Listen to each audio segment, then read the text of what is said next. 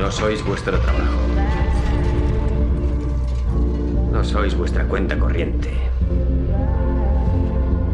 No sois el coche que tenéis. No sois el contenido de vuestra cartera.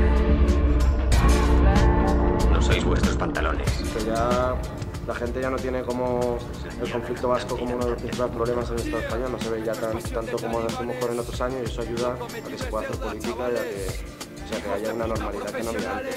Sí, nosotros siempre lo vemos como que aquí están un peldaño más avanzados, más adelante, ¿no? A nivel de género, de feminista, está todo como más... En el resto del Estado vamos un poco como a rebufo, ¿no?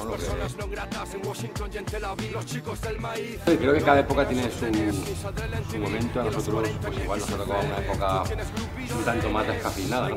Pero si de alguna manera pues podemos hacer que se planteen una serie de cuestiones, pues bienvenido sea. Siempre pues, puede venir alguien que a lo mejor dice yo no me interesaba por la política, por los escuché, tampoco se puede medir, es algo que no se puede medir, pero si hemos conseguido, aunque sea 10 personas, pues bienvenido sea. Sobre el Estado, la gente politizada era con los patos de siempre. Pues la solidaridad son sobre todo hechos.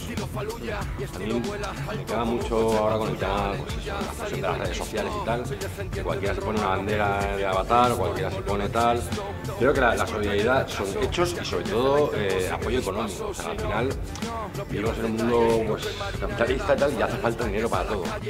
Del primer track al último corte, este disco lo produce el gobierno de Corea del Norte. Hater por deporte, yo lo hice baby. Soborné al trompetista en la final de la Davis.